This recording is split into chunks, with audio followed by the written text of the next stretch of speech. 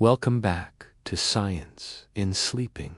Tonight, we're drifting into the deep, endless quiet of space, to a world so dark, so strange, that even light itself cannot escape its embrace.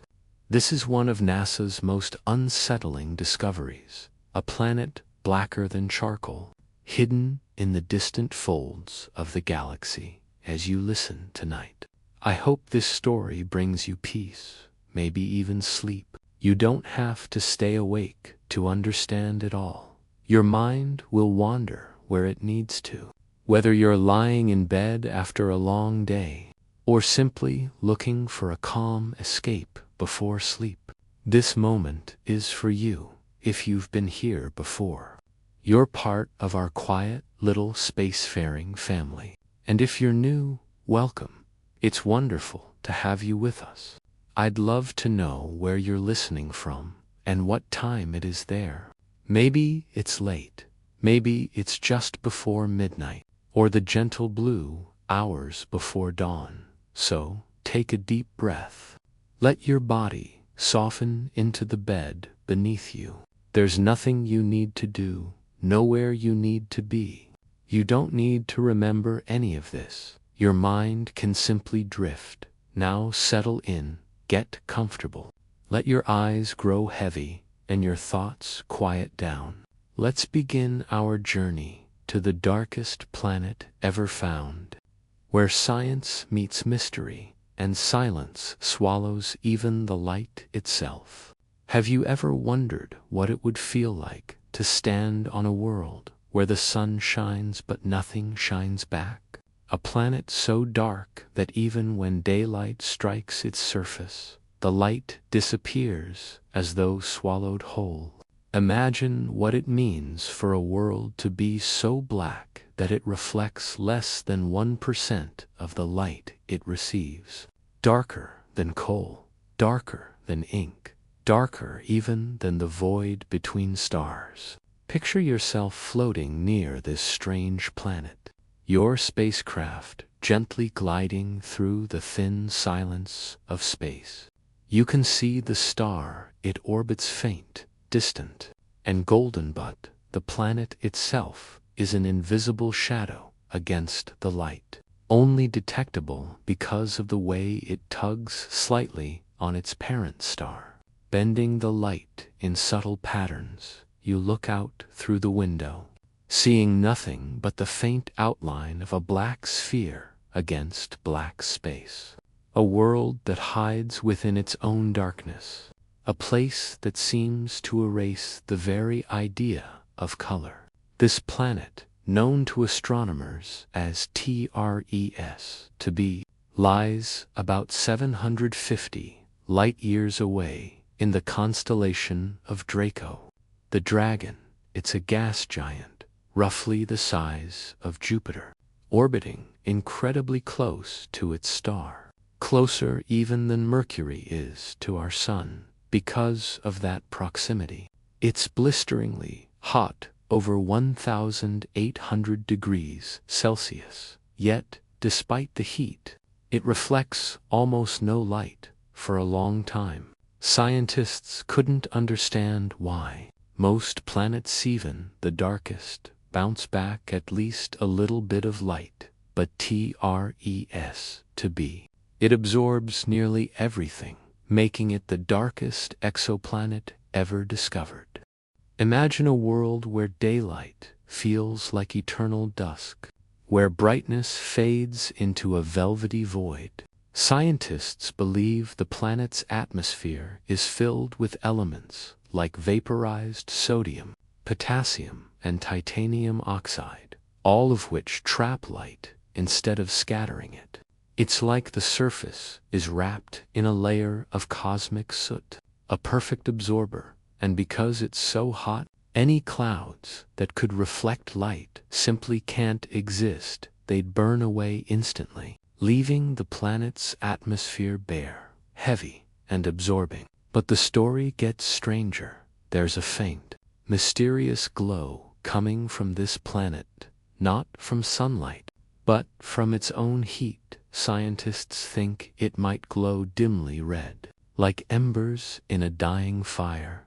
If you could stand in orbit nearby, you'd see not a reflective world, but a smoldering shadow, faintly shimmering at the edges, as though the darkness itself were alive. It's both terrifying and mesmerizing, a planet that looks like the universe forgot to finish it. Did you know that planets like TRES to be help us understand what's possible beyond our solar system? Each one tells a different story about how light behaves, how atmospheres form, and how diversity in the cosmos goes far beyond anything earthly.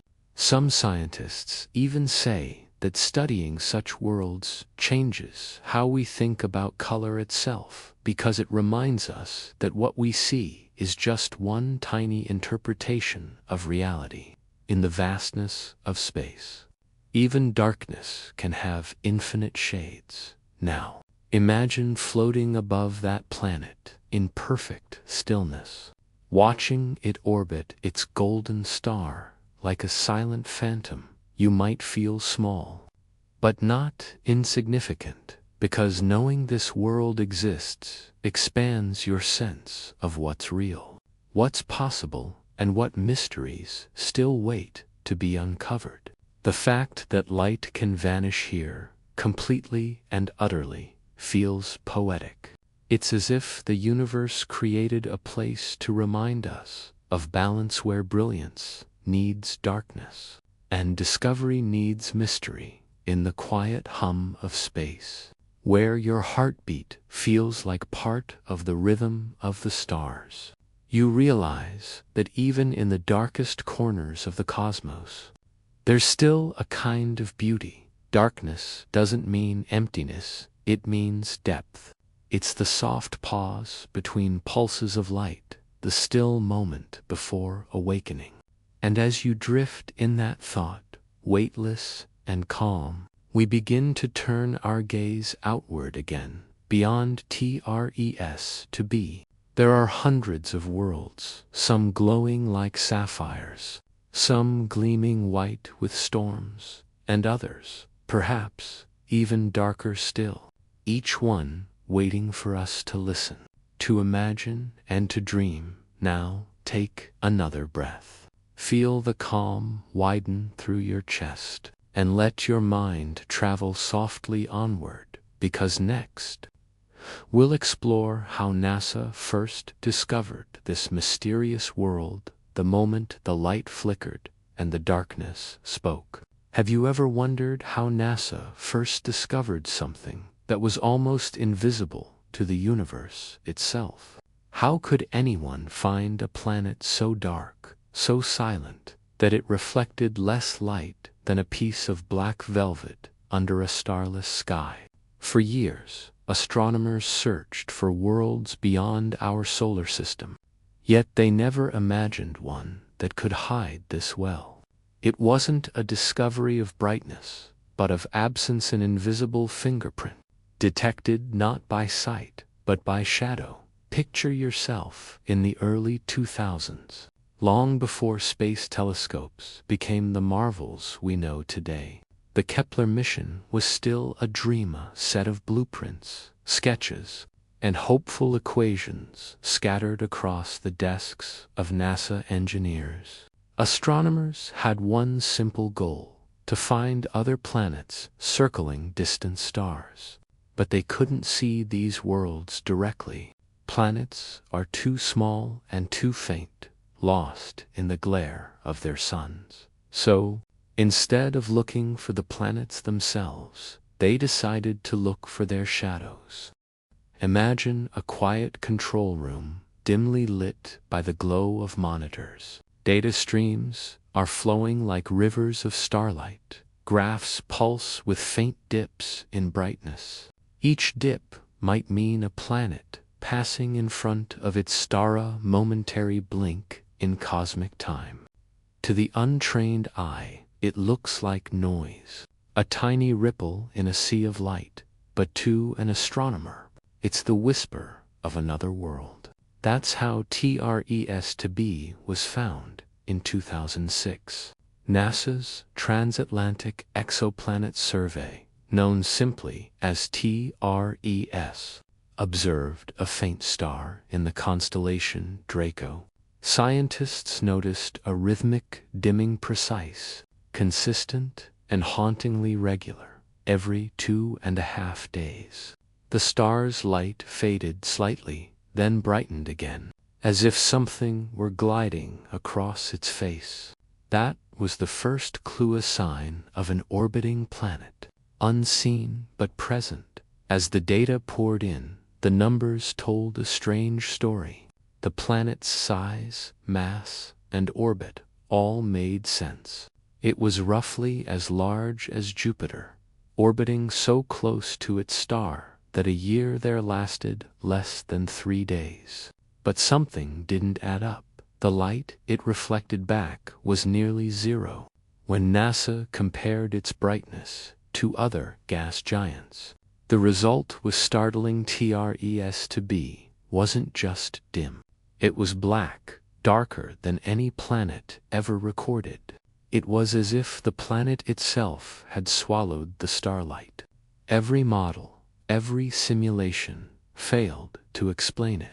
Scientists were fascinated and easy. The deeper they studied, the stranger it became. How could something so close to its star, bathed in constant radiation, remain so dark? There were no reflective clouds, no icy layers, no visible features. Just an endless sea of heat and shadow. Imagine standing in that NASA lab, watching the first visualizations come to life on a screen. A glowing star with a faint outline orbiting it.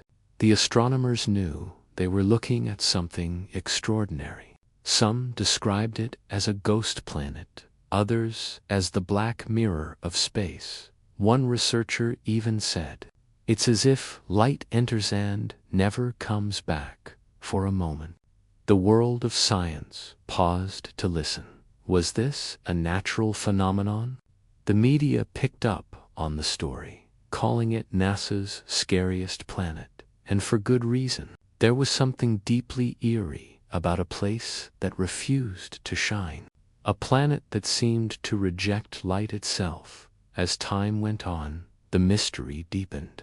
The Kepler telescope joined the mission, gathering more detailed data. It confirmed everything: the darkness, the heat, the impossibility of it all. Scientists proposed theories. Maybe the atmosphere was filled with metallic vapors that absorbed all light, or perhaps it was rich in gaseous compounds that trapped radiation deep within.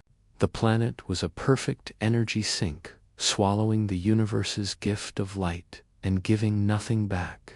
But here's the beautiful part.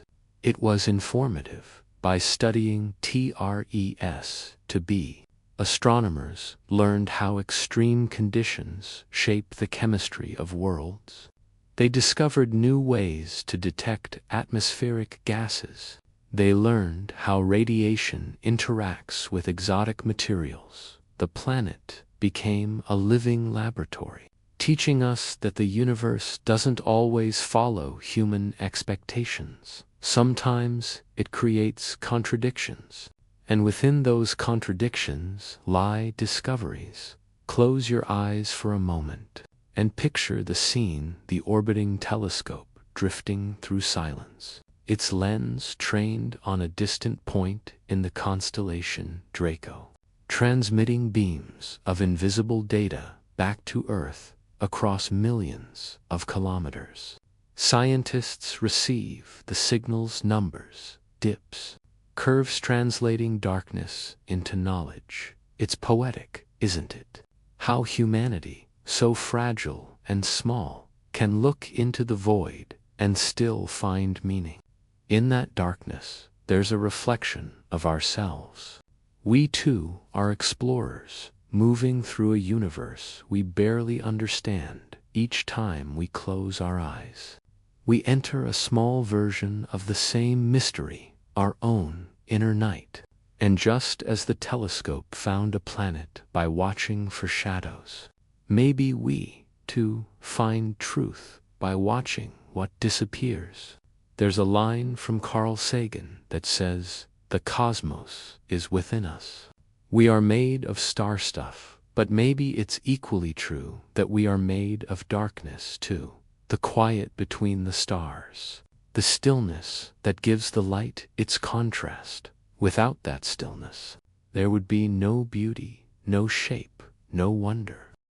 As the scientists continued studying TRES, they realized that even darkness could glow faintly. They predicted that if you could see it up close, it would shimmer like a coal ember red, deep and soft, glowing not from reflection, but from its own inner heat. That's the paradox of this planet. It's both dead and alive, both dark and radiant. It reminds us that mystery doesn't always mean menace. Sometimes it's simply another form of beauty. Now, imagine the camera of your mind zooming out, drifting beyond the planet, past its star, past the constellation Draco, back through the river of stars that make up our Milky Way. From a distance, the entire galaxy hums like a sleeping giant. Billions of suns rising and falling in cosmic rhythm. In that scale, our little discovery seems small. But it's not. Every planet, every shadow, every flicker of light deepens our understanding of what it means to exist.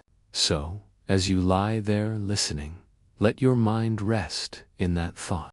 You're part of this same unfolding story, part of the same grand curiosity that drives telescopes, astronauts, and dreamers alike. The same darkness that shrouds TRES lives within the corners of your own mind, not as fear, but as mystery, a place where thoughts drift quietly until morning. Take another breath, let it flow slowly in and out. You're weightless now, floating through that same silence that NASA's telescope once crossed. The hum of machines fades, replaced by the gentle pulse of your own heartbeat. The universe listens back, softly, patiently, and now, as we move gently onward, we'll leave this discovery behind, but glowing faintly in the distance, a quiet ember in your imagination. Ahead lies another story, how light behaves in places where it should not exist, where the laws of physics begin to bend. And even time seems to hesitate. Rest deeper, drift slower, and come with me to the next chapter, where the darkness begins to breathe, and the light learns to hide. Have you ever wondered what it means for light to disappear? We often think of light as eternal, unbreakable, something that can cross billions of miles without ever tiring. But in the far reaches of space, there are places where light doesn't win, where even the brightest rays bend, twist, and finally vanish, swallowed by something deeper, older, and quieter than time itself. Picture yourself drifting through the cosmos, far beyond our solar system, past the glimmering constellations that once guided ancient sailors. You're surrounded by stars, tiny pinpricks of fire scattered through velvet black. Each one burns with its own story, its own warmth, its own rhythm. But then, as you gaze into the dark, you notice something strange. There's a star that seems to fade and brighten, as if it's flickering behind a curtain. Its light vanishes for a few hours, then returns, trembling slightly. That flicker, that heartbeat of brightness and shadow is the universe whispering that something is there, hiding its star. This is how astronomers learn about the invisible. They don't see planets directly. Instead, they watch how light behaves around them. It's called the transit method, the art of studying shadows to understand the unseen. When a planet passes in front of its star, even for a moment, the star's brightness dips ever so slightly. It's like a cosmic wink, a secret code written in light. NASA scientists have spent decades decoding those winks. They know that each tiny flicker tells a story. How big the planet is, how close it orbits, how fast it moves. But sometimes, those dips reveal more than data. They reveal impossibilities. TRES to be was one of them. Its transits were perfect, regular, predictable. But the light didn't behave the way it should have. It wasn't just dimming, it was disappearing, as though the planet weren't merely blocking light, but devouring it. And yet, even in this darkness, there's beauty. Light doesn't vanish completely. Instead, it bends and scatters, whispering secrets about what it encounters in physics. This dance between light and shadow is called albedo, the measure of how much light a surface reflects. Earth's albedo is about 30%, meaning nearly a third of the sunlight that touches our planet bounces back into space. Venus, shrouded in reflective clouds, has an albedo of nearly 75%, but TRES to be less than 1%. It's as if the universe painted it with the purest shade of black. Scientists compare it to obsidian, glass, smooth, featureless, absorbing everything. Some even call it the shadow mirror, a name that sounds poetic but is entirely scientific. It tells us how fragile light really is, how easily it can vanish when the conditions are right. Imagine, for a moment, you're standing on a nearby moon, watching TRES to be orbit its star. The star burns gold and white, but the planet that circles it remains invisible. You can only see its outline because of what it hides. The air around it shimmers with heat. Currents of plasma and metallic gases swirl in turbulent silence. The surface temperature would melt iron. Yet the world remains unseen, like a ghost moving through sunlight. How can light hide itself like this? The answer lies in the physics of scattering. Light interacts with matter in countless ways. It can reflect, refract, or be absorbed. But on planets like TRES to be, extreme heat strips atoms apart, transforming them into exotic gases that swallow radiation whole. Instead of bouncing sunlight back, the atmosphere turns it inward, re-emitting it as faint infrared glow, invisible to the human eye. It's a haunting image on an entire planet, radiating heat, yet showing nothing. A silent storm hidden behind the veil of blackness. For scientists, studying this kind of world is like trying to read a book written in disappearing ink. Every clue fades as soon as it's found. And yet, through persistence and patience, they learn. They map the faint signatures of heat and trace how energy moves within that darkness. There's a delicate poetry in that process. It's not about conquering mystery, but listening to it, observing how the universe hides and reveals in equal measure. The darkness isn't an enemy, it's an artist, shaping how light behaves. And here's something fascinating. In our universe, darkness is not rare. In fact, it's the foundation of everything.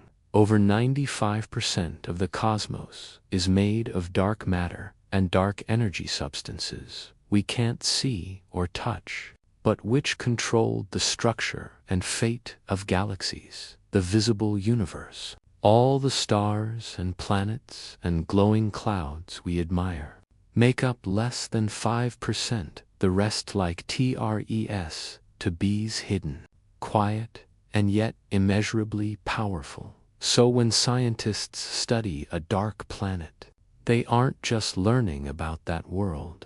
They're peering into the very essence of the cosmos. They're learning how to see without sight, how to know without light. As you lie there, eyes half closed, imagine that thought expanding inside you. Light and darkness aren't opposites. They're partners dancing in the vast theater of space. Each defines the other. Each gives meaning to the other's existence. Without darkness, we'd never notice light. Without light, we'd never understand the beauty of shadow. This is how the universe breathes, through contrast, through rhythm, through balance. The same way you breathe now in and out, light and dark, wake and sleep.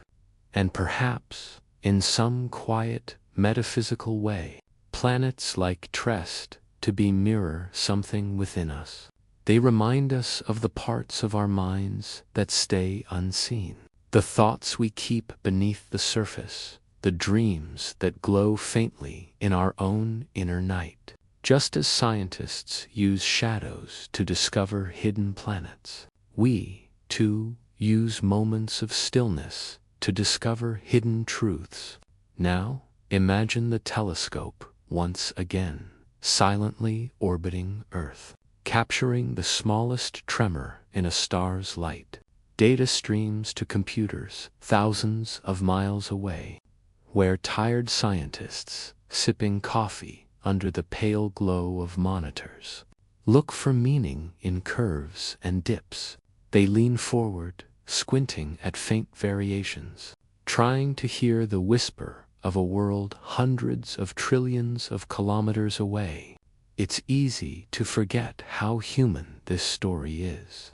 It's not just machines and mathematics, it's curiosity, patience, wonder, and hope.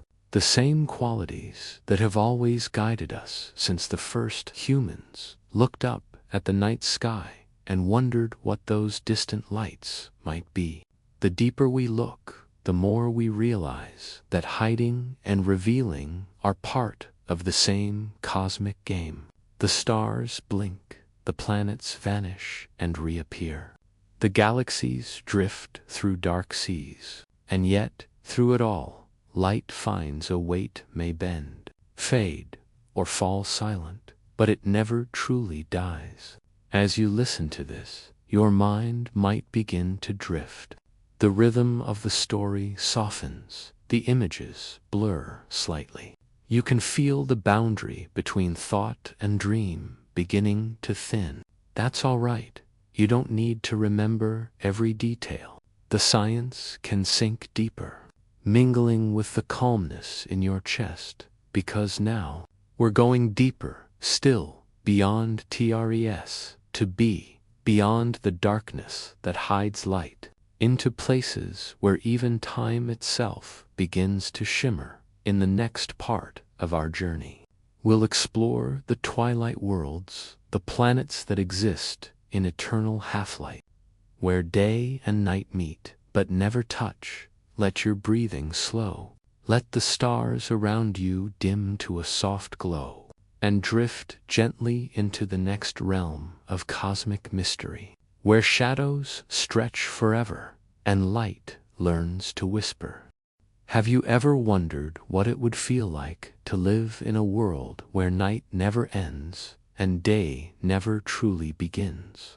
A place caught between light and shadow, forever locked in twilight, where one horizon blazes with eternal sunrise, while the other fades into everlasting dusk. These are the twilight worlds, planets that orbit so close to their stars that they never turn.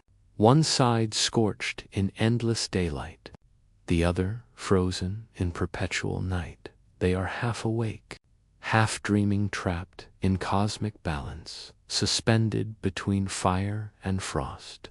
Picture yourself standing on the edge of one of these worlds. The air shimmers with heat on one side and glows with icy blue shadow on the other. Above you, the sky never changes. The star remains frozen in place. A blinding jewel hanging low on the horizon, you feel the faint warmth on your skin. A strange comfort mixed with the whisper of cold winds that drift from the night side, carrying with them the scent of frozen metal and quiet storms. Astronomers call these planets tidally locked worlds, bound by gravity in a constant embrace with their stars. Much like the moon always shows one face to Earth, these planets are locked forever. One hemisphere forever facing the light, the other condemned to darkness. And in between lies a narrow, strip-a-thin golden line, encircling the planet, where light and shadow blend in eternal twilight. It's in this fragile border that life might exist. Scientists call it the Terminator Zone, and it's one of the most mysterious regions in the universe. On the day side, temperatures soar to thousands of degrees. Rocks melt into rivers of molten glass. Metals vaporize into the air. On the night side, everything freezes solid. Even the atmosphere can condense into frost. But here, along the twilight rim, there might be balance winds that flow between the two extremes. Clouds that swirl in ghostly patterns, and perhaps, in some distant world, oceans that shimmer under a sky of permanent dusk. NASA has discovered several of these planets, and each tells a different story. One of the most haunting is Kepler-7, a world so close to its star that it completes a full orbit in just 5 hours. Imagine that 5 hours to make a year. It's so near its sun that its surface boils at more than 7,000 degrees Fahrenheit, hot enough to vaporize iron.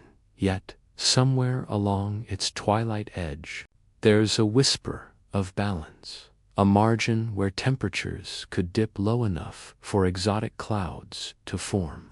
A liminal space between life and destruction.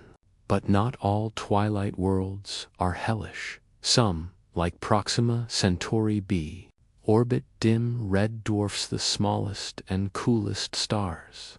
These planets sit in the so-called habitable zone, where temperatures might allow liquid water to exist. Yet because they're tidally locked, the only truly livable place would be that same twilight ring, forever half-lit. Scientists call it the eyeball Earth effect, where the day side glows like a pupil of molten light, surrounded by a ring of potential life, and beyond it, the endless dark. Imagine walking along that boundary. You'd see a golden red sky fading slowly into indigo.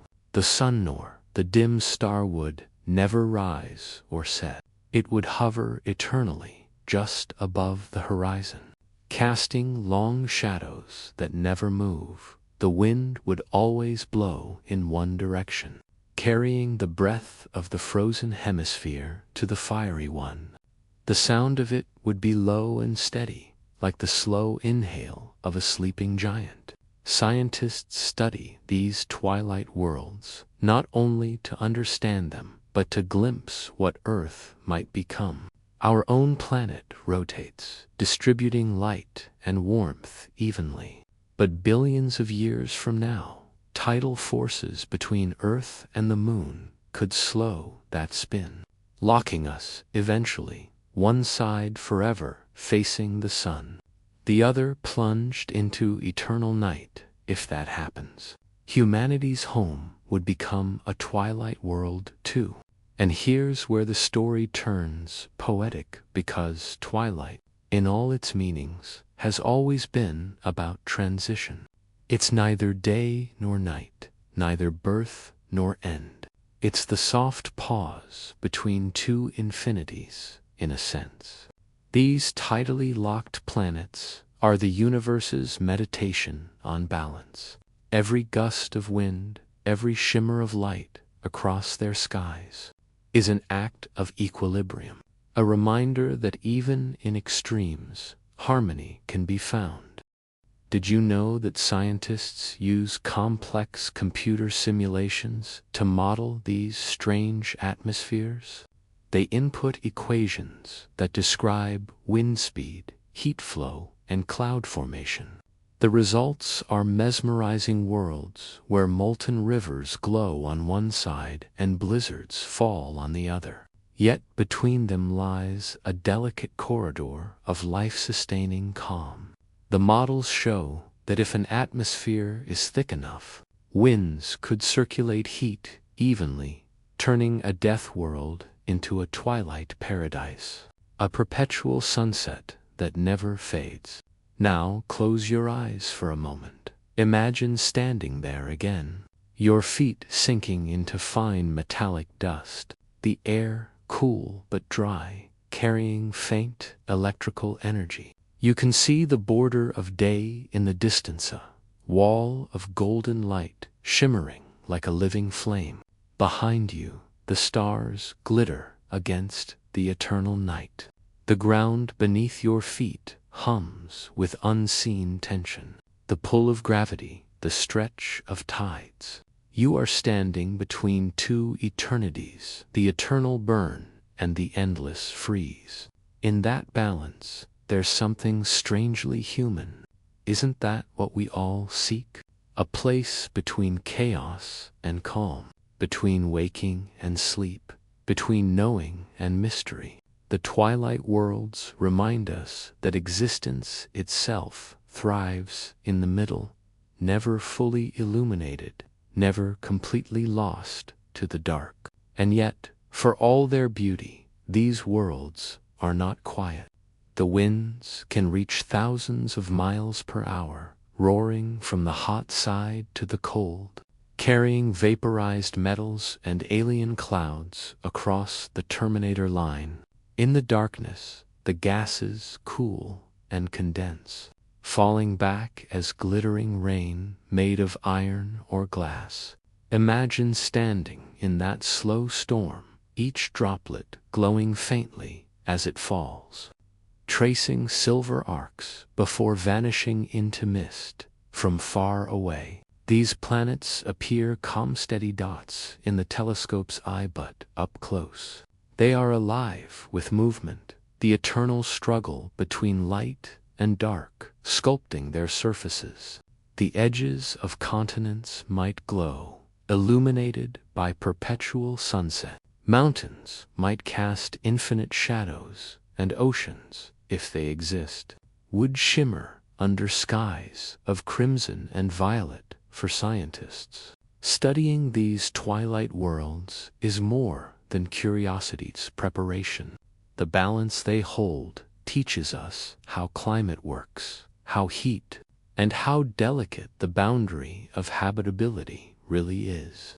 Understanding these extremes helps us understand our own planet's fragility, how close we always are to imbalance, how precious our spinning day-night rhythm truly is. As you drift deeper into this story, think of your own twilight moments, the soft fade between wakefulness and sleep, the way thoughts blur into dreams, the way time stretches and softens. That's your personal Terminator line, your mental horizon where consciousness and rest trade places. Just as those distant worlds hang suspended between star and shadow, you to hover between thought and stillness. Now, take a long, slow breath. Let the sound of your breath merge with the imagined winds of that twilight world. Feel the temperature shift, warmth fading to coolness, light dissolving into shade. The transition feels endless, peaceful, as if you could walk forever along that border and never reach an end. Because beyond that horizon lies another mystery one that scientists call the mirror of light, places in space where illumination behaves like water, bending, pooling, and reflecting through invisible currents, where the boundary between reality and reflection begins to disappear. So, stay relaxed, keep your breathing soft, and let the last traces of twilight wrap around you. As the world outside your window fades into its own night, your thoughts can follow, drifting like starlight into the quiet. Now we leave this place of endless dusk behind, moving toward the shimmering frontier where darkness gives birth to light itself. Ahead lies our next journey, the mirror of light, when space begins to reflect itself. One of the most beautiful examples is the Witch Head Nebula, near the bright star Rigel in Orion. From far away, it looks like the silhouette of a ghostly face, open-mouthed in eternal wonder. But what you're really seeing is Rigel's light, bouncing off fine dust grains, filtered into a haunting blue. Scientists call it reflected starlight, but poets might call it the memory of stars. And there's something deeply human about that, isn't there? The way light lingers, reflecting long after its source has burned away. Just as memories linger in us, long after moments have passed. In a sense, the universe mirrors not only itself, but us. Every reflection, every echo of starlight is a reminder that nothing truly disappears, simply changes form, finds new paths, new shapes. Now imagine this. Near the edge of a black hole, two rays of light escape at almost the same time. One loops through curved space and returns moments later, while the other travels straight out into the cosmos. If you could stand in the right spot, billions of miles away, you might see both two versions of the same flash, separated by time. It's a mirror, not of surface, but of reality itself. Scientists have even proposed that in certain conditions, light could become trapped between multiple black holes, bouncing back and forth like a photon caught in an infinite hall of mirrors. These regions could, in theory, preserve patterns of light information long after their sources are gone. It's a cosmic archive, a library written in beams of light instead of words. But here's the twist that keeps physicists awake at night. According to quantum mechanics, information can never truly be destroyed. So, if a black hole swallows light, where does that information go? Does it remain imprinted on the event horizon, like a reflection on invisible glass? Or does it somehow leak out, encoded in faint radiation that seeps back into space? This is known as the black hole information paradox, one of the most profound mysteries in all of science. Stephen Hawking once called it the greatest puzzle in physics. The question isn't just about light, it's about memory, about whether the universe itself forgets. And yet, for all its complexity, this puzzle has a strange calm to it. The deeper scientists peer into these cosmic mirrors, the more they realize that every reflection, every bending of light is part of the same great pattern. Time folds, space bends, light dances, and through it all, the universe keeps its rhythm. Quiet, patient, endless. Close your eyes now.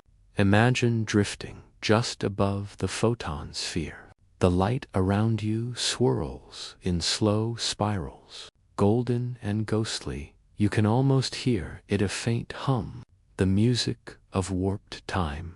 Your reflection is everywhere, stretched into infinity, multiplied, blurred, fading into brightness.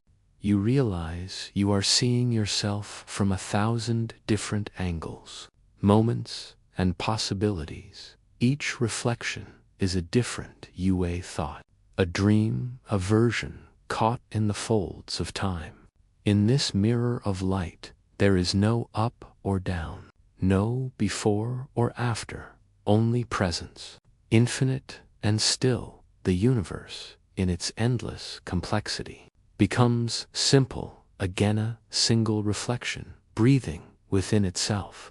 And as the last wave of light drifts outward, escaping the pull of gravity, it carries a whisper of what it's seen, a trace of what once was, and maybe, somewhere, it finds its way to you, becoming the faint glow you see when you close your eyes and dream of stars.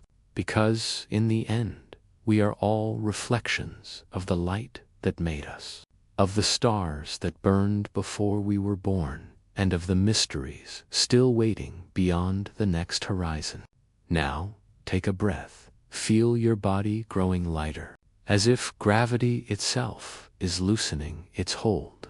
Let the starlight ripple softly across your thoughts, dissolving into peace. You're floating again, carried by silence, leaving behind the mirror of light and drifting toward something even more mysterious, a realm where time itself begins to fade, where moments stretch, slow, and melt into eternity. Next, we travel into the frozen rivers of time, the slowest worlds in the universe. Have you ever wondered what time feels like for the stars? Whether it rushes forward in blazing bursts of energy, or drifts slowly, endlessly, like a quiet tide under starlight. Here on Earth, we live by clocks and calendars. But out there in the silent vastness, time has no rhythm we can recognize. There are places in the universe where time itself stretches, softens, and almost stops, as if the cosmos is holding its breath. Picture yourself floating in the darkness once more, surrounded by a million points of cold light, each one a sun, each one a heartbeat in the body of the galaxy. But ahead lies something different, a quiet, pale blue world circling a dying star. Its light flickers faintly, as though the universe itself has grown weary. You approach slowly, feeling the chill of deep time, the weight of a million frozen moments hanging in the black. Have you ever wondered if light could ever get lost, if it could wander through the universe and forget where it came from? We think of light as constants, swift, unstoppable, and pure. But what if it could twist, slow down, even turn back upon itself, trapped in invisible mirrors woven by gravity? Tonight, we journey into one of the strangest frontiers ever imagined by human thought, a place where reality bends so sharply that even light, the messenger of the cosmos, cannot escape. Picture yourself floating in a silent darkness, stars distant and cold. Ahead, something glimmers, not bright, but deep, like a reflection at the bottom of a still lake. You drift closer, and the light begins to move strangely. It doesn't just shine.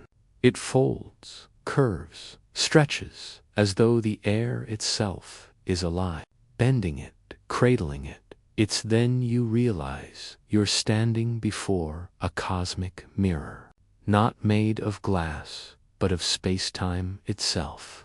These mirrors are the regions near black holes, where gravity becomes so strong that it distorts everything around it. Even light.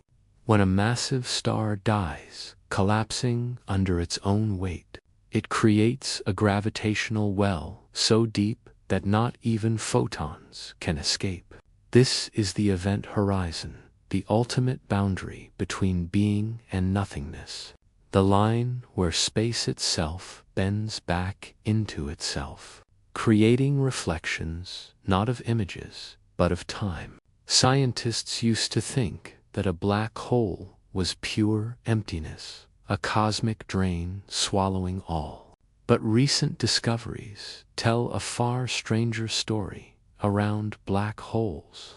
Light doesn't disappear, it orbits, circling endlessly, forming what's called a photon sphere. Imagine millions of beams of light trapped in a whirlpool of space-time, spiraling in perfect circles, never falling in, never getting free. This is the universe's most haunting mirror, showing the same light over and over, like an echo that never fades. Did you know that the light you see in images of black holes might not even come from outside them? It could be ancient light, trapped for centuries, bouncing around the edge of the event horizon before escaping, by chance, toward Earth when telescopes capture that light. We are, in a sense, seeing time itself stretched, distorted, and replayed. The reflection you witness is not of space as it is, but as it was billions of years ago now. Imagine standing on a spacecraft, drifting closer. The stars behind you begin to warp, curling into a luminous halo. It feels as though you're sinking into liquid glass. The starlight bends until it forms a perfect ring, the Einstein ring, named after the man who first realized that gravity could bend light like a lens. You're no longer looking through the universe. You're looking around it. At the edge of this gravitational ocean, something extraordinary happens. Light begins to double back, creating multiple reflections of the same star, the same galaxy, appearing again and again like a cosmic mirage. Some of these reflections arrive minutes, years, even centuries apart, because their paths are stretched differently through warped space. That means a single telescope can look at one object and see both its past and present, coexisting in one frame. It's almost as if the universe keeps a memory of itself, hidden in the geometry of its light. But black holes aren't the only mirrors. There are others subtler, built not from gravity, but from dust and gas. Cosmic clouds that scatter starlight and send it drifting back through space. These are called reflection nebulae, vast blue veils that shimmer near newborn stars. The light they reflect isn't their own, it's borrowed, softened, scattered, like fog glowing in moonlight. They shine only because they remember. This is the realm of time dilation, a phenomenon predicted by Einstein's theory of relativity. It tells us that time doesn't flow evenly everywhere. It bends, stretches, and slows depending on gravity and speed. In the presence of immense gravity near black holes, neutron stars, or even ultra-dense planets, time slows down compared to the rest of the universe. What feels like a minute here could be 1,000 years somewhere else. Imagine standing near the surface of a neutron star, a remnant of a collapsed giant, so dense that a teaspoon of its matter would weigh 1 billion tons. The gravity is unimaginable, pulling not only at your body but at the very rhythm of your seconds. Clocks there would tick slower than clocks far away, not because they're broken, but because time itself is bending. It sounds impossible, doesn't it? That your heartbeat, your thoughts, your breath could move through time differently depending on where you stand. But experiments on Earth have proven its satellites orbiting above us experience time slightly faster than we do on the surface. That's why GPS systems must constantly adjust for relativity. Without those corrections, They would drift miles off course within hours. Time itself is flexible. It's not a constant, it's a river that changes its flow depending on the gravity that shapes it. Now, imagine a world orbiting so close to a massive black hole that 1 hour there equals 7 years in normal space. This isn't science fiction, it's a concept born from pure physics, made famous by the film Interstellar, but grounded in real equations. Near such immense gravitational wells, the flow of time slows nearly to a stop. Every heartbeat becomes an eternity. Every moment stretches like taffy. Let's imagine such a place. A real-world analog, an exoplanet, locked in orbit. Somewhere deep within a distant galaxy, astronomers have speculated about such worlds, calling them relativistic planets, places where gravity distorts both space and time so intensely that the sky itself appears frozen. From your window, you'd see the universe moving at impossible speeds. Stars would shift, galaxies would age and fade while your own seconds crawl. You could watch the birth and death of civilizations in what feels like a single day. It's a haunting beauty, time moving differently for you than for everyone else. You'd be living in a pause while the cosmos races on. Did you know that even our own sun bends time ever so slightly? Not enough for us to notice, but enough for satellites to feel it. Every massive object in the universe, from the smallest planet to the largest black hole, warps the fabric of spacetime. Imagine spacetime as a great invisible ocean, and each object as a stone dropped into it.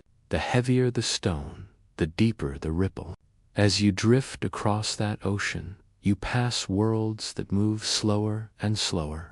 Planets orbiting dead suns, their surfaces locked in twilight, where ice forms not just from cold, but from stillness. Some of these worlds have orbital periods so long that their year lasts longer than recorded human history. One such example is Kepler 1647b, a planet that takes over 1,100 Earth days to complete a single orbit. And there are even more extreme cases, worlds so distant from their stars that a single sunrise takes a lifetime. Imagine standing on the surface of one of these planets. The sky is dim, the air thin and frozen. Shadows stretch endlessly, because the light moves slowly across the horizon. You might look up and see your own star as a tiny, unmoving dot. The silence would be absolute, no wind, number waves, only the quiet hum of geological time. But even in stillness, there's motion beneath the frozen crust of these ancient planets.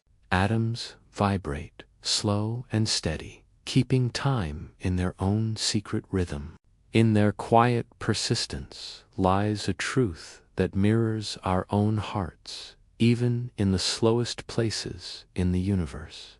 Life and organ never truly stops, and then, deeper still, beyond all known worlds, beyond all stars, lies the greatest slowing of time, the event horizon of a supermassive black hole.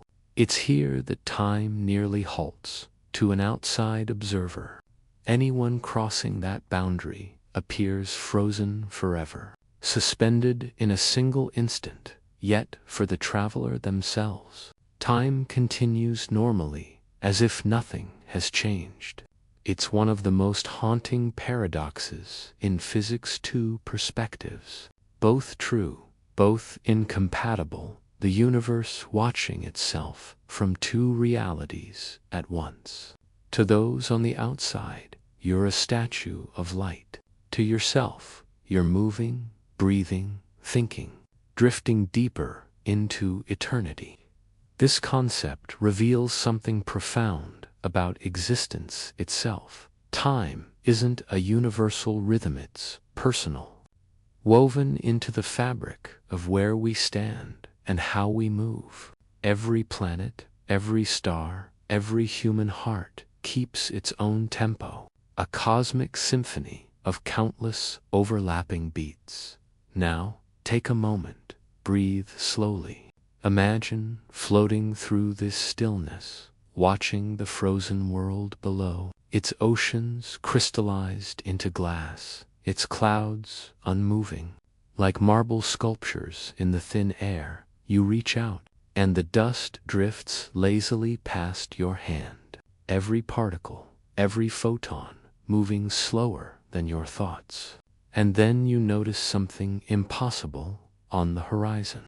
The stars aren't steady, they seem to shimmer, faintly pulsing, like the heartbeat of the universe itself. It's as if even time, in its frozen silence, still remembers how to breathe. Perhaps that's what the cosmos is teaching us. That stillness isn't the absence of motion, it's a deeper kind of rhythm, a slower song, one we rarely have the patience to hear. On Earth, we rush through days and nights, counting minutes like falling sand. But in the cold edges of space, the universe whispers, "Slow down." There is no rush. Time itself is a gift, a canvas stretching outward forever. You can rest here, you can breathe here, you can let the moment expand until it becomes all that exists. And as you drift further from that frozen planet, you feel time begin to flow again, softly, gently, like water finding its way back to the sea. The stars resume their motion, the galaxies turn, and the great clock of the cosmos ticks once more. But something in you has changed. You've seen the places where seconds become centuries, where moments linger forever. You've glimpsed the slow heart of creation, and you carry its peace within you now. Because maybe time isn't something we lose or waste or chase. Maybe it's something we're meant to rest inside. Now, breathe out slowly. Let your mind drift further into the dark, where time and light fade into one another. Because next, we'll journey into something stranger still. The whispering shadows of the interstellar void, the coldest sound in the universe. Have you ever wondered what silence sounds like in space? Not the silence of a quiet night or a sleeping forest, but the true silence, the kind that has never heard a heartbeat, never felt a breeze, never carried a whisper. Tonight, we're going to the coldest, loneliest realm in existence, the interstellar void, where sound itself fades into memory. Picture yourself gliding beyond the last trace of starlight. Your ship hums faintly, but even that hum feels out of place, like a thought in a dream that doesn't belong. Around you lies a blackness deeper than any you've seen before, not just empty, but absent. The nearest star is so far away, its light won't reach you for centuries. You're floating between galaxies, in a place where temperature drops almost to absolute zero. Here, particles are so sparse that you could travel for light years without touching a single atom. It's a silence that isn't quiet, it's nothing. It's what physicists call the interstellar medium, a near vacuum filled with faint traces of hydrogen, helium, and cosmic dust, all spread thinly across infinite distances. It's so empty that a single cubic centimeter might contain just one atom. And yet, even here, the universe whispers. Because even the void is never truly still. Within it, waves move slow, low, and ancient. rippling through the thin gas that connects galaxies. These waves are sound, but not as we know it. They travel through plasma, electromagnetic filaments that span across light years, forming a vast network known as the cosmic web. Scientists once thought the space between galaxies was silent. But when radio telescopes began to listen carefully, they found faint hums, vibrations so deep and slow that they oscillate only once every few million years. NASA once detected these subtle ripples in 2003 using the Chandra X-ray Observatory. They found sound waves in a cluster of galaxies 250 million light-years away, created by a supermassive black hole. The frequency was 1 billion times lower than what human ears can hear, so low that a single note could last for tens of millions of years. Can you imagine that? A single tone humming through the universe for eons. Deep and endless, the universe is literally singing, but its voice is stretched beyond our senses. You close your eyes and listen, and in your imagination you can almost hear it. A soft, distant resonance, like the echo of a dream. The vibration of the cosmos breathing. The faint pulse of creation itself. This sound isn't random. It carries information about the movement of galaxies, the birth of stars, and the rhythm of cosmic expansion. Scientists call it baryon acoustic oscillation. It's the fossilized sound of the early universe, trapped in the structure of galaxies, a memory from when the cosmos was young, filled with plasma so dense that sound waves could ripple through it like through water. When the universe was about 380,000 years old, it cooled enough for light to travel freely, but before that moment, it was a glowing sea of energy and matter. Within that sea, pressure waves, sound waves, expanding and contracting space itself. When the universe finally cleared, those ancient ripples froze in place, etched into the large-scale structure of everything that followed. So, in a sense, we are living inside the echo of the Big Bang. Every galaxy, every cluster, every corner of the cosmos still vibrates with the memory of that first sound. It's the deepest bass note in existence, the tone that underlies all of creation. Now imagine drifting through this ancient hum. You move past clouds of gas so cold that molecules barely move. Temperatures here are just a few degrees above absolute zero. Near 2.7 Kelvin, the background temperature of space itself. This is the cosmic microwave background, the faint afterglow of the Big Bang, invisible to the naked eye, but always present, filling every direction, every inch of the universe. It's not silent. It's humming softly in microwaves, a constant static, a whisper of everything that ever was. Astronomers captured that whisper for the first time in 1965, when two radio engineers, Arno Penzias and Robert Wilson, heard a mysterious hiss in their antenna. They thought it was pigeon droppings at first, but it was the oldest sound in the universe, still echoing after 13.8 billion years, even now. When you tune an old analog TV and see the tiny bits of static between channels, about 1% of that static comes from this ancient light, the birth cry of the cosmos itself. It's humbling to realize that every time we listen to static, we are hearing the echo of the Big Bang. But as you drift deeper into the interstellar void, that hum fades, space grows colder, quieter, lonelier. You're moving beyond the last trace of the Milky Way's arms, into a dark ocean where galaxies appear like islands of fire scattered across an infinite sea. Out here, even time seems reluctant to move. You feel your thoughts slow, stretching into the silence, and then, faintly, something catches your attention, a vibration, barely perceptible, a whisper in the void. It isn't sound in the way we understand. It's a fluctuation in the electromagnetic field, a ghostly murmur that seems to come from nowhere.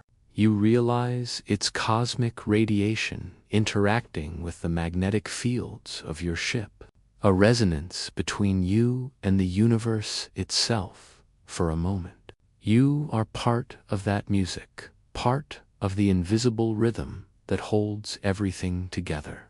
It's a strange comfort, knowing that even in the emptiest reaches of space, the universe hums, it breathes, it sings. The song is slow, ancient, patient, a lullaby for galaxies. You drift, feeling the hum resonate in your chest like a second heartbeat, and you realize something. The universe doesn't sing to you, it sings through you. Every atom in your body once vibrated in those ancient sound waves. Long before Earth existed, long before stars formed, you were already part of that cosmic song. It means the silence isn't empty, it's filled with memory. Every quiet space, every pause between sounds, carries the vibration of what came before. Close your eyes, listen. Can you feel it now? The faint hum beneath your thoughts, the rhythm of your breathing syncing with the rhythm of the stars. You are not separate from this silence. You are made of it, and as you let go, as you float in the calm darkness of the interstellar sea, you realize that sound doesn't end when we stop hearing it. It continues forever, stretching across the endless fabric of time. The coldest sound in the universe isn't silence. It's the faint, eternal hum of being itself.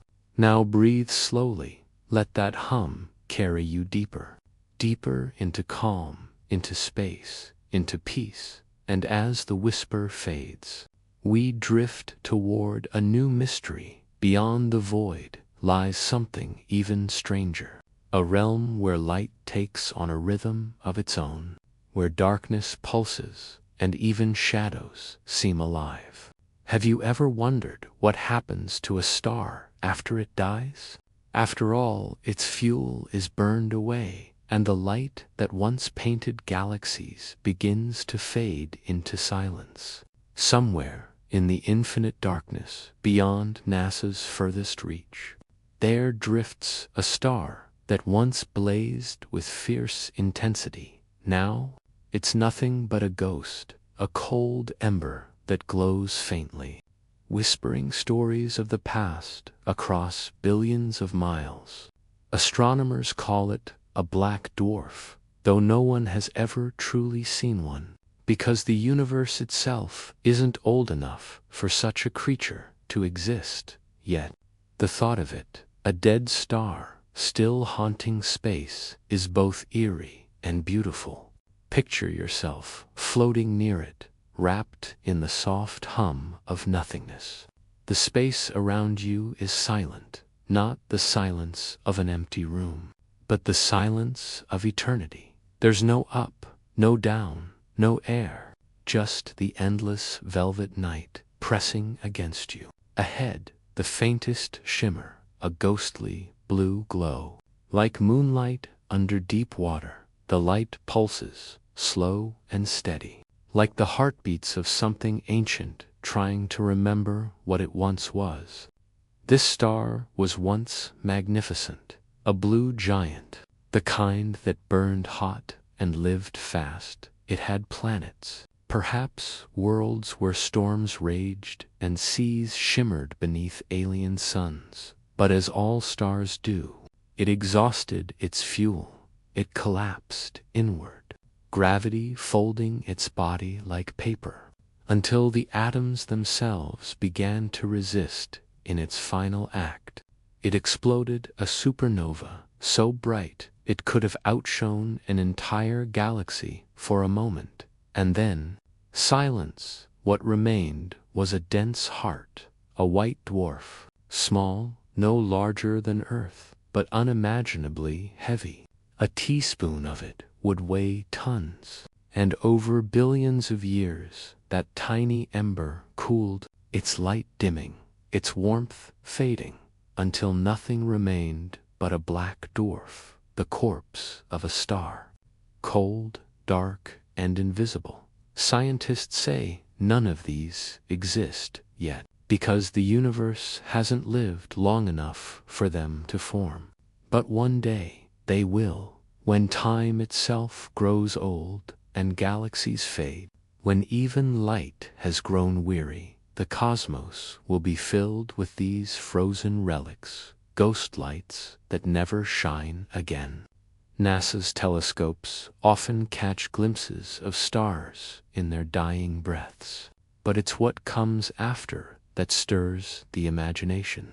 Imagine being near such a star, orbiting something that no longer shines. The pull of its gravity still tugs at you, but there is no warmth, only the quiet weight of memory. You could circle it for eternity and never see it, only feel it. It's like orbiting a memory. Scientists wonder what these black dwarfs will look like when they finally exist. Some say they will be crystal, pure carbon, hardened by eons of cooling. Imagine that, a diamond the size of Earth, drifting through the darkness, no longer alive, but still glimmering faintly in the unseen spectrum of time. Others think they might collapse even further, snapping into nothingness, leaving only gravitational whispers. Did you know that if you could somehow strike one, it might ring like a bell? The pressure inside would make sound waves travel differently, a faint hum, echoing through the void, a note only the universe could hear. There's something deeply poetic about that, isn't there? Even after death, a star might sing, not for others, but for itself, and maybe that's what the scientists at NASA felt when they found traces of ancient light that shouldn't exist. Radiation patterns that hinted at something impossibly cold, yet still faintly active. The data didn't match any known type of star. Some whispered it might be an impossible remnant, a star from an older universe that somehow crossed into ours. An echo from before time began. Imagine being the one who found it, sitting in a dark control room, the hum of machines filling the silence, eyes on a monitor showing a pulse, faint and slow, like a heartbeat beneath the fabric of the cosmos. You'd know that what you're seeing shouldn't exist. Yet there it is, flickering between life and nothingness. It makes you wonder if stars can leave ghosts behind. What about us? When we go, do traces of us linger somewhere? Not in the visible world, but in the quiet frequencies of time. Maybe the universe remembers everything. Every spark, every heartbeat, every dream. The ghost light of a dead star drifts endlessly, forgotten by galaxies, unseen by eyes, yet its story is woven into the background of existence. It doesn't shine for an audience anymore, it just is, and maybe that's the truest kind of peace, to exist beyond purpose, beyond fear, beyond the need to be seen. As you drift through this thought, feel yourself floating again, surrounded by that infinite quiet. The dead star hums softly, a lullaby older than words, older than creation itself. Its voice isn't sad, it's serene, content, as if it knows that even in death, it's part of something vast and eternal. And slowly, you drift further away. the faint blue shimmer fading behind you. The ghost light becomes smaller and smaller until it disappears entirely, swallowed by the night. But you can still feel it, not in your eyes, but in your heartbeat, a reminder that even the quietest things in the universe have stories to tell. Now, as we move forward, let your breathing slow and your thoughts drift like satellites into the dark. Ahead lies something even stranger, a planet that defies all known rules of gravity and light, where time itself bends and shimmers like heat. Let's drift there together, into the next mystery that waits beyond the stars. Have you ever wondered if the universe sometimes hides things it doesn't want us to find? Objects that break its own laws, as if space itself is testing our understanding. There are worlds out there that make no sense, worlds that seem to mock the very rules that shape galaxies. Tonight, we drift toward one of them, a planet that NASA's scientists first dismissed as a data glitch, a world so strange, so impossible, that it challenged everything we thought we knew about how planets form. Picture yourself floating in the void, staring at a distant point of light. It looks harmless, just another star, flickering in the endless black. But as you draw closer, something feels wrong. The light bends oddly, rippling, like heat waves on a distant desert road. It's as if the star's glow is being swallowed, distorted by something massive orbiting it. And then, slowly, it reveals itself, the impossible world. It orbits far too close to its star, so close that its surface should be molten, torn apart by heat and gravity, yet it remains whole, defiant. The instruments on NASA's Kepler telescope first picked up its presence years ago, a planet bigger than Jupiter, but denser than lead. Its orbit was shorter than a day. Whipping around its star at unimaginable speed, scientists ran the numbers again and again, but they didn't add up. The planet's gravity was too strong, its density too extreme, its behavior too stable for what physics would normally allow. They called it Tartarus 9, though its real name is something more technical, a string of letters and numbers lost in data archives. But the scientists who first analyzed it gave it that name for a reason. In ancient myth, Tartarus was the deepest pit of the underworld, a place where even the gods feared to look. This planet, it seemed, had earned that name. The first readings were confusing. The planet wasn't just dark, it was darker than any world ever observed. Its surface reflected less than 1% of the light that hit it. Blacker than coal, darker than velvet, it absorbed nearly everything. Scientists compared it to vantablack, a material so dark it tricks the human eye, but even that wasn't close enough. NASA's models suggested that its atmosphere might contain vaporized metals, titanium, sodium, and silicate clouds heated to thousands of degrees. The winds would be supersonic, carrying storms of molten iron that rained sideways. Lightning could last for hours, slicing through the smoke, illuminating a surface that no one had ever seen directly. But there was something else, something hidden in its motion. As the planet orbited its star, it caused fluctuations that couldn't be explained. The gravitational tug was off by a fraction, as though something massive, invisible, was moving alongside it.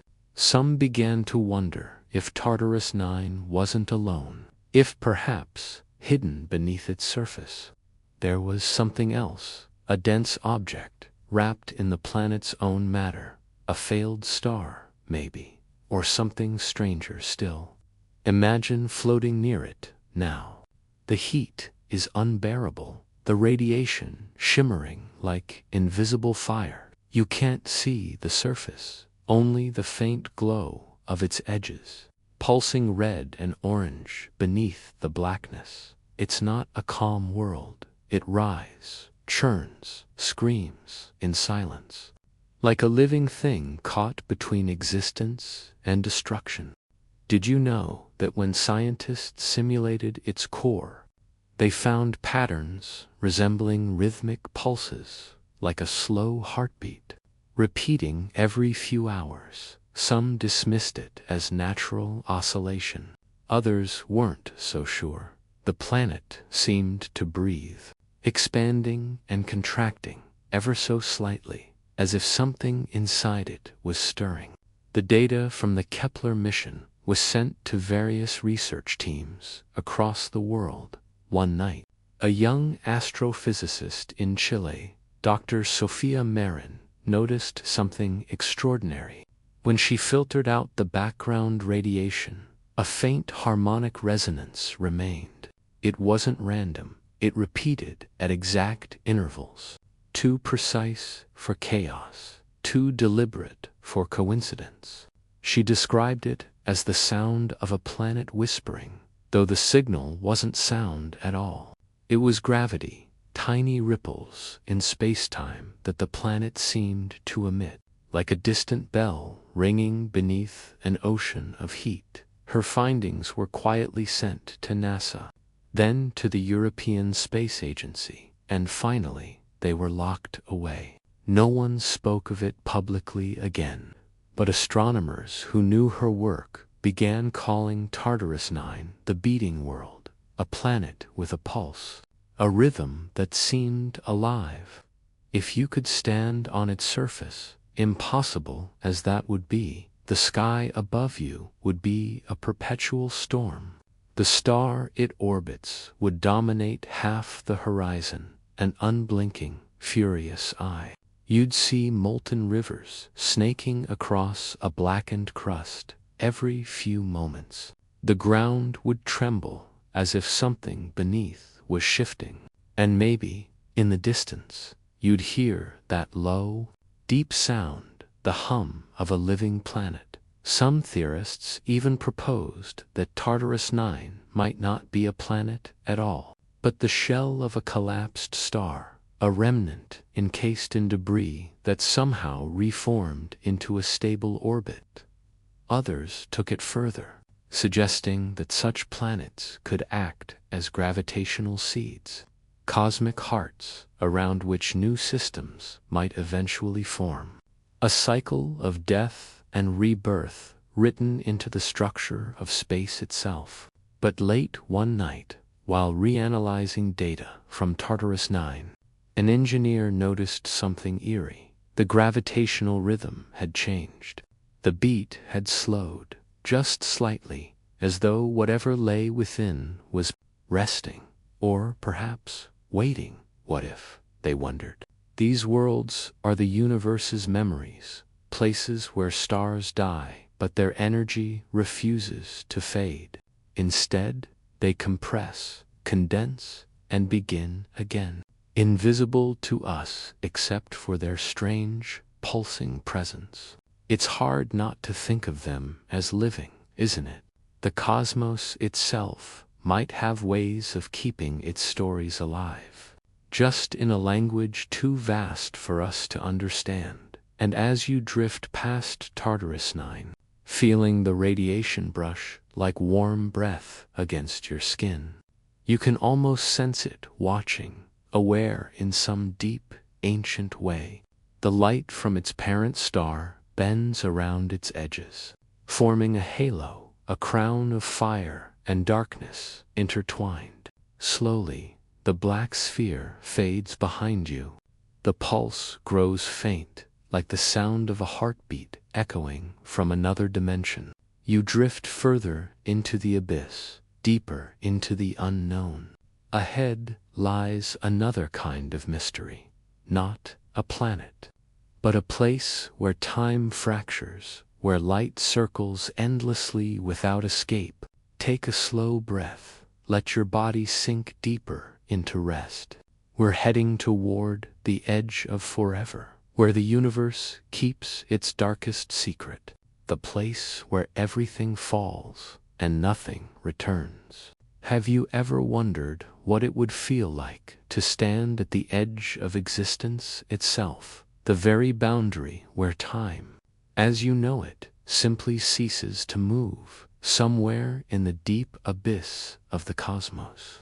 NASA's instruments once caught a ripple, a silent distortion in the fabric of reality. It was faint, almost imperceptible, like a whisper carried across billions of light years. And yet, the data revealed something impossible, a region where light entered but never came back, a place where time seemed to pause, frozen in the stillness of its own gravity. That place was not a star, nor a planet. It was something else entirely, a cosmic abyss known only as a black hole. But this one was different. It didn't behave like the others NASA had tracked. It didn't just consume light. It seemed to bend it, echo it, even pulse with it, as though something within was trying to communicate. Picture yourself drifting toward it now. There's no sound, no sense of motion, just an eerie, infinite calm. Before you is a vast sphere of shadow, perfectly round, so dark it almost looks like a hole punched through reality itself. Around it swirls a halo of golden light, the accretion disk, glowing with unimaginable heat as stars, dust, and fragments of forgotten worlds are drawn inward, spiraling faster and faster before vanishing. You can feel its pull even from millions of miles away, like the gentle tug of a tide you can't escape. NASA once observed such a phenomenon near the galaxy Messier 87, but the signals that led to this discovery were stranger still. The object was farther, deeper, hidden behind veils of cosmic dust and radio interference. When the data was first compiled, the numbers didn't make sense. Light appeared to orbit it in perfect loops, forever circling, never falling in. It was as if this black hole had found a balance between destruction and creation. Some called it the still point, others named it Chronos Eye, the place where time looks at itself and stops. As you approach, everything begins to stretch. The stars behind you elongate into streaks, colors shift, your heartbeat slows. The closer you drift, the more the rules unravel. Seconds feel like hours, and hours become eternity. The boundary before you, the event horizon, is not a surface, but an illusion, a line drawn by physics to mark where light can no longer escape, yet beyond it, what lies there? No probe has ever crossed that threshold and returned. But scientists have theories. Some believe that inside a black hole, time curves inward, looping endlessly, that anything caught within it is frozen, suspended in an eternal present.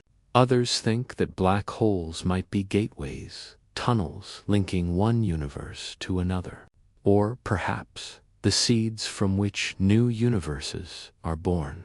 Did you know that Stephen Hawking once proposed that black holes might leak faint radiation, a ghostly emission that slowly evaporates them over trillions of years?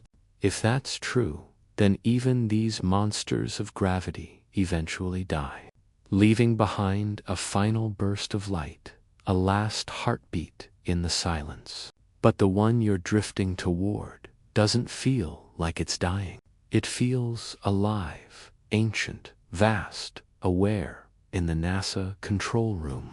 When the first images came through, the technicians described something they weren't supposed to. A faint flicker inside the event horizon, a pulse repeating every few hours. The timing was eerily similar to that of Tartarus 9. The beating world, could they be connected, they wondered. Could this black hole be the heart of something larger? A network of cosmic consciousness that spans galaxies, each pulse a message encoded in gravity and light. Some scientists began to whisper quietly, off the record, about the possibility of symmetry. That maybe the universe isn't chaotic after all, but rhythmic, breathing in patterns we can't yet hear. That maybe black holes are the lungs of creation, inhaling matter, exhaling energy, keeping the cosmic balance alive. Now imagine floating at the edge of this timeless abyss. The light from the accretion disk flows past you like rivers of liquid gold, bending, splitting, dancing around the void.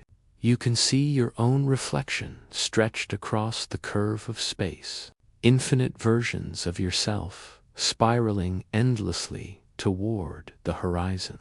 And then it happens, the moment you cross the threshold. The world slows to a near stop, your heartbeat, your breath, your thoughts, they all stretch into infinity. You are no longer falling but floating, trapped between moments. Your body remains outside, but your consciousness drifts in. Inside, there is no light, no heat, no sound, only awareness, a feeling of being both everywhere and nowhere. You sense whispers, not of voices, but of gravitational waves, memories of collapsed stars, echoes of lost civilizations whose suns once fed this hunger. Each vibration feels familiar, ancient, as though the universe is speaking not in words, but in gravity itself. You realize something profound. This isn't death. It's transformation. Every atom drawn into this void is rewritten, its information preserved in patterns we can't yet read. Black holes aren't destroyers. They are archivists, keeping the memories of existence safe, hidden beyond the reach of time, and maybe somewhere inside. At the very heart of the singularity lies the beginning of something new, a spark, the birth of another universe, folded neatly within this one. Waiting to bloom, you drift in silence, timeless and weightless. Feeling both smaller and more infinite than ever before, your sense of self begins to dissolve. Merging with the great cosmic rhythm, you are stardust again, returning home, but then, from deep within, a vibration calls you back. The light returns, space unfolds, time begins to flow again. You're being pulled outward, reborn on the other side. The event horizon shimmers behind you like a memory you can't quite recall. The black hole fades into the distance, a quiet sentinel at the edge of eternity, still spinning, still humming, still guarding the secrets of creation. As you drift away, your mind begins to rest. The universe feels softer now, not hostile, but deeply, impossibly alive. Ahead, there's another light fainter, more mysterious. A world orbiting the ruins of a dead galaxy, glowing faintly with the color of forgotten time. Let your breathing slow. Let your thoughts drift. We're not done yet. The next chapter will take us to the place where the universe may have begun, or where it all will end. A realm where creation folds upon itself like a dream within a dream. Now, rest your mind and let's drift there together to the silent birth of time. Have you ever wondered what came before the beginning, before stars, before galaxies, before even light itself dared to exist? Scientists call it the singularity, that first heartbeat of everything. The instant when all that would ever be was packed into something smaller than a grain of sand. But what if that beginning wasn't the first? What if the universe we see now was born not from nothing, but from something that came before? A cosmic echo that never truly died. Tonight, as you drift deeper into the stillness of the cosmos, we travel to that impossible moment, the point where creation itself might have begun, and perhaps where it endlessly begins again. Imagine yourself floating through a void so vast and so empty that even darkness feels too bright. There is no space, no distance, no before or after, only a silent potential. Like the held breath before a song begins, the universe hasn't started yet, but you can sense it, waiting, trembling, on the edge of being. NASA's cosmologists once tried to simulate the moment of creation, not the Big Bang itself, but the nanosecond before it.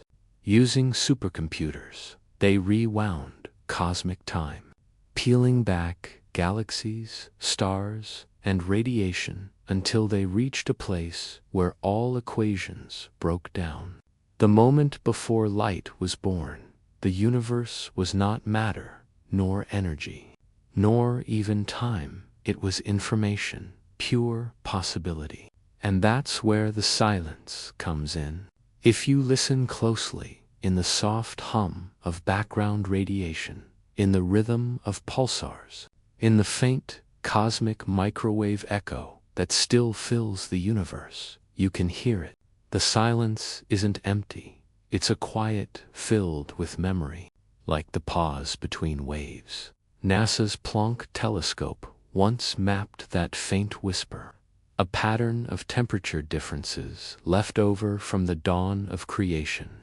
And hidden in that pattern were ripples, tiny fluctuations that shouldn't have existed, as if something before the Big Bang had left fingerprints on the universe that followed. Picture it, a time before time, an ancient universe collapsing in on itself, shrinking, folding, spiraling inward until all its stars, black holes, and memories compressed into a single point, and then, instead of ending, it breathed out again, giving birth to this one, a new cosmos rising from the ashes of the old. Some physicists call this the cosmic bounce. Others whisper that we live inside a universe that is one in an infinite chain, each one born from the silent death of another. Like cosmic reincarnation, the black holes we've drifted past tonight may not be graves, but gateways, seeds carrying the code of creation into the next cycle. Did you know that the oldest light in the universe, the cosmic microwave background, still carries faint traces of structure, like a hidden rhythm repeating through the galaxies? The same rhythm has been found in data from gravitational waves, from pulsars, even from the spin of distant quasars. It's as if the universe has a pulse, slow and steady, a heartbeat that began before the first atom formed. And maybe, just maybe, that pulse is time itself. Imagine now that you are there, not as a person, not even as a thought, but as awareness itself. You drift in that impossible stillness, feeling the pressure of infinite energy coiled within a single point. It's silent, not the silence of sleep, but the silence of waiting. Every possibility of every galaxy, every star, every life exists within this one condensed moment, and then it happens, the first breath of time. It's not an explosion, not a bang. It's expansion, smooth, unstoppable, elegant. Space stretches.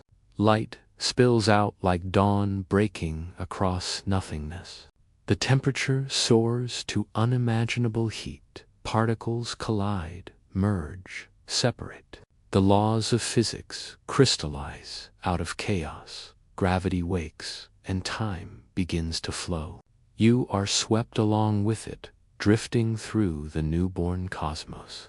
Watching the first light shimmer across the void, hydrogen forms, then helium, then stars, vast and young, burning blue and white. They live fast, die violently, scattering the first carbon, oxygen, and iron into the dark, the elements that would one day become planets, oceans, breath. But even as the universe grows, something deep within it remembers that silence. The expansion carries the rhythm of that original stillness, the heartbeat of the cosmos itself. Scientists studying the cosmic background radiation found faint symmetry patterns, like ripples returning to their source, hinting that the universe may one day stop expanding, collapse inward, and begin again. It's hard not to think of it as breathing, inhale, exhale, creation, collapse, rebirth, and maybe we are part of that rhythm to every heartbeat, every breath, every dream, echoes of that first cosmic pulse. Our lives are small versions of the same story. We begin, we expand, we change, and someday we return to silence, only to begin again. There's something deeply comforting about that, isn't there? To know that nothing is truly lost, only transformed. That the atoms in your body once burned inside ancient stars. That the light in your eyes was forged in a cosmic dawn that has never truly ended. NASA's most sensitive instruments continue to listen to that background whisper, the afterglow of creation. Some scientists claim they've found something else hidden in it. A rhythm too precise to be random, like a code written into the fabric of existence. A pattern that says, in its own language, this has all happened before. As you float through this vision, the early universe around you is shimmering with new light. Galaxies are spinning themselves into being. Gravitational waves ripple like music through space. Everything is connected, from the first particle to the last star, and then, from deep within the silence, you feel it again, that gentle pulse, the same one from the black hole, from Tartarus 9, from the ghost star. It's all one rhythm, one story, repeating across time, across creation, across you. You are part of the same breath that began the universe. You are made of the same silence that came before light. And as you drift, you begin to understand time never truly started. It only unfolded, and it never truly ends. It simply loops, dreaming itself over and over again. Now, take a deep breath. Feel that pulse within your chest. It's the same one that began when the first atoms danced into being. Let that thought soothe you, hold you, quiet your mind. The stars around you dim, the light fades, and all that remains is warmth, soft and infinite. You are floating back into the cosmic night, peaceful, connected, whole, and ahead, in that endless calm. Something stirs, a whisper of light flickering at the edge of perception. Not the birth of time this time, but perhaps its end. So breathe gently, let your thoughts drift. Next, we'll follow that light to the place where the universe folds in on itself, where past and future meet in perfect silence. Have you ever wondered how the universe will end? Not just in theory or prediction, but in sensation, in what it might feel like when time itself takes its final breath. Every beginning writes the story of its own ending, and in the silence between stars, that ending is already unfolding, slowly, invisibly.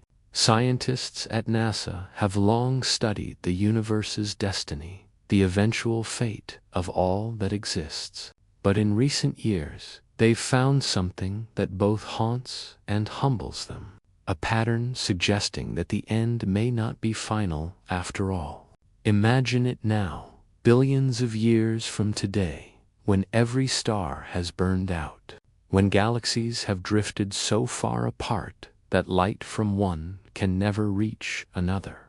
Space stretches thinner, colder, darker. The night sky, once filled with silver rivers of starlight, has faded to black. The last red dwarfs, those tiny flickering suns that burned for trillions of years, have gone quiet. The cosmos is silent again, just as it was before the first spark. You're drifting through that distant future now, through a darkness so complete it feels alive. There's no warmth, no wind, no motion, only the faint afterglow of what once was. The Milky Way is long gone, torn apart and scattered. Even black holes are evaporating, releasing their final whispers of Hawking radiation like dying embers. NASA's simulations once showed this epoch, the heat death of the universe. When all usable energy is spent, when entropy has reached its peak, it's not a violent death, it's a quiet one.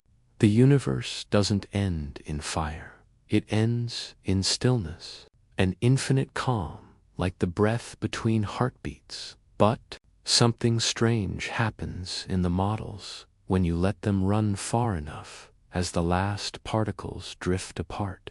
As temperature falls near absolute zero, quantum fluctuations, the tiny, random dances of energy that never truly vanish, begin to ripple again. It's faint, subtle, almost poetic. The idea that even at the end, nothingness can't quite stay still within that emptiness. Energy gathers, folds, presses inward, and against all reason, begins to form a new singularity.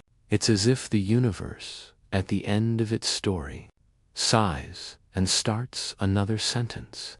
NASA's physicists once joked that the universe has separation anxiety. It can't bear to stop existing.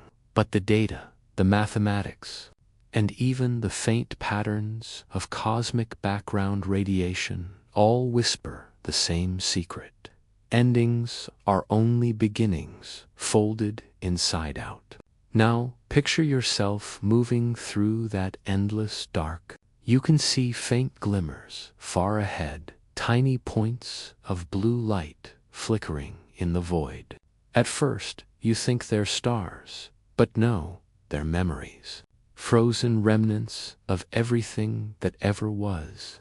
The dreams of planets, the songs of civilizations, the hum of life, all encoded in the quantum dust that drifts like snow across eternity. And you can hear something to a pulse, impossibly faint, coming from nowhere and everywhere at once. It's the same rhythm you've felt since the beginning, from Tartarus 9's heartbeat, from the black hole's whisper, from the silence before time. It's the pulse of creation itself, still alive, still steady. Some scientists at NASA's Jet Propulsion Laboratory once theorized about what they called quantum memory. They believed that information in the universe can never truly be lost, not even when galaxies die. It's stored, woven into the very geometry of spacetime, like ripples on an eternal pond. And perhaps, they said, that information could one day seed a new universe. So what if, just what if, we're not living in the first version of existence, but one of countless cycles, each ending, feeding the next, each silence dreaming another world into being? There's a concept called the Big Rip, where the expansion of the universe accelerates so much that atoms themselves are torn apart. If that's true, then right now, at this very moment, everything is being stretched thinner and thinner. Space itself unraveling. You can't feel it, not yet, but the galaxies know.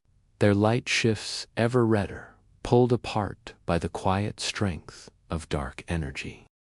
Dark energy, that invisible force that drives expansion, remains one of NASA's greatest mysteries. It makes up nearly 70% of the universe, yet no one knows what it truly is. Some say it's the breath of the cosmos, a pressure from beyond time. Others whisper that it might be intelligence itself, the universe's way of remembering how to begin again. If you could see it, it would look like a shimmer, a soft glow, radiating from the void. Not light, but intention.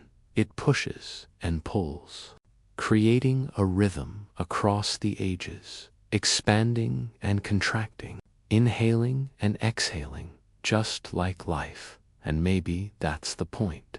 Maybe the universe isn't a machine. Maybe it's alive. Every birth of a star, every collapse of a planet, every echo of radiation, part of a greater heartbeat, one that spans eternity. You float through the dark until, slowly, a shape begins to form ahead. It's faint, delicate, like a bubble forming in ink-black water. You can see it growing, rippling, brightening. It's the beginning of something, a spark forming out of the last breath of what came before. The temperature rises, time begins to stir again, and the silence hums softly like a lullaby inside this new bubble. New laws of physics take shape, new constants, new forces. Space begins to expand again. A new dawn blooming inside the corpse of the old.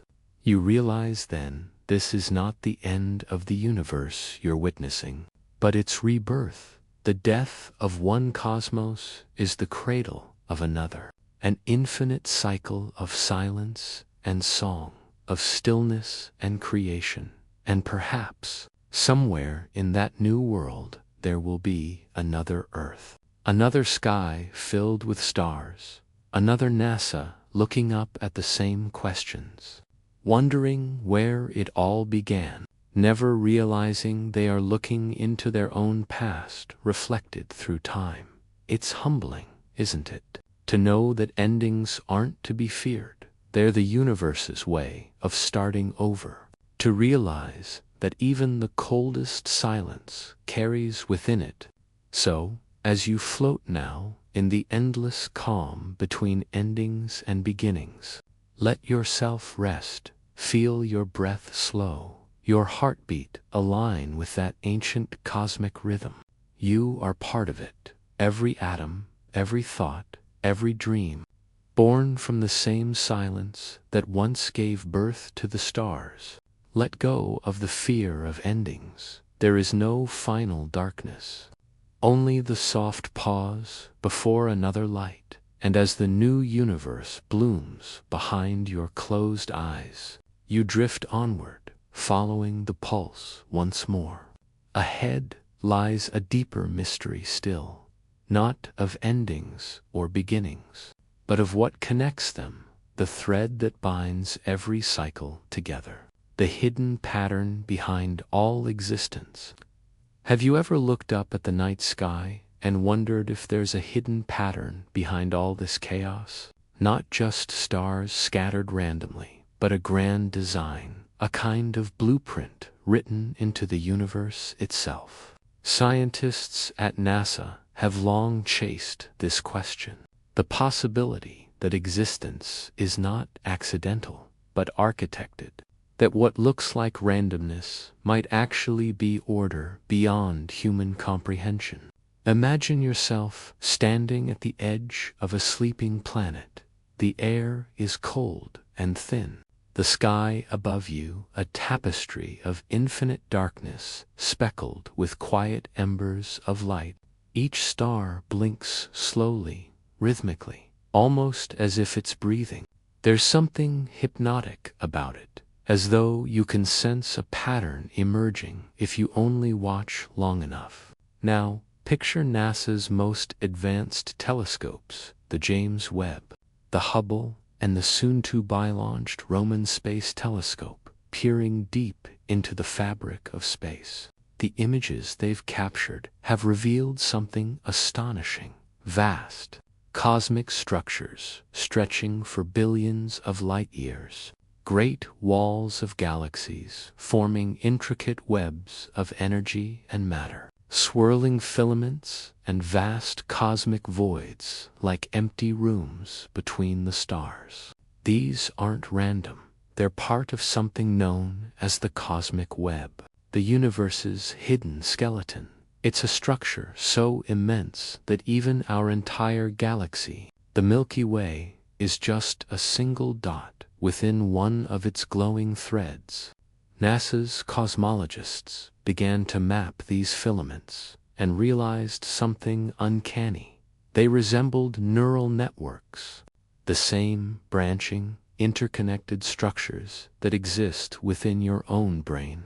Is it possible, they wondered, that the universe is built like a mind? The filaments of galaxies, glowing, humming with electromagnetic energy, connect across space, just as neurons connect through synapses. Each galaxy a spark, each supercluster a thought, pulsing in rhythm across unimaginable distances. It's as if the cosmos itself is thinking. You float through this immense structure now, drifting between strands of light that stretch for billions of miles. The glow is faint but alive. Every time you move closer, you see galaxies, thousands of them, shimmering like fireflies caught in slow motion. You can almost hear them, low hums of radio waves, whispers of cosmic background radiation that fill the silence like an ancient song. NASA once translated these radio frequencies into sound waves, turning invisible light into tones the human ear could hear. The result was haunting, a slow, harmonic vibration that felt intentional. It was as if the universe itself was humming a lullaby, one that's been playing since time began. The deeper NASA went into their simulations, the more symmetrical it all seemed.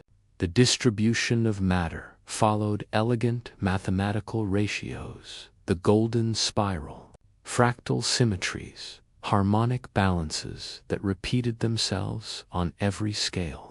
From the swirling arms of galaxies to the spiral of seashells, to the twisting of DNA inside your cells, the same geometry.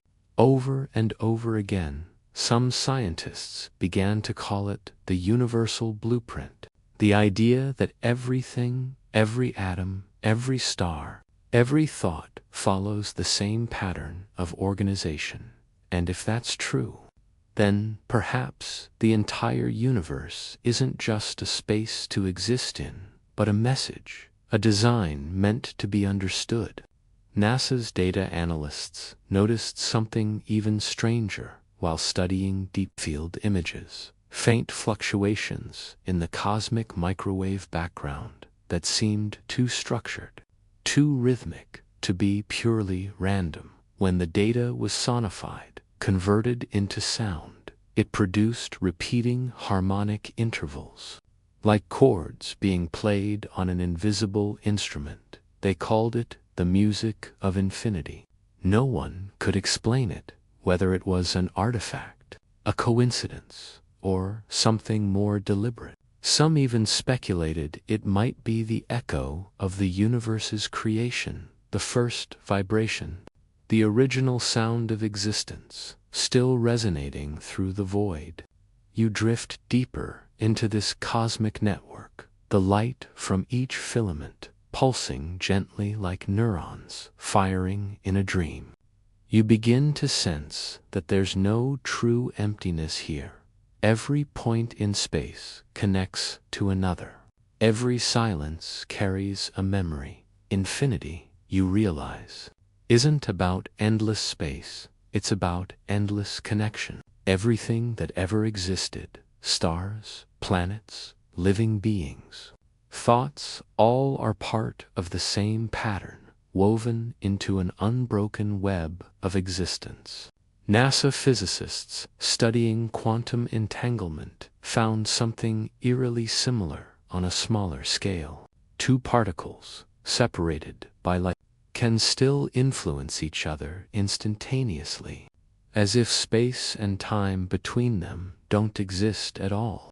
It's called the spooky action at a distance. Einstein's famous unease with quantum reality. But what if this entanglement isn't just between particles?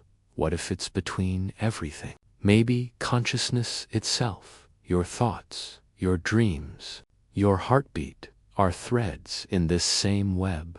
The universe thinking through you, seeing itself through your eyes.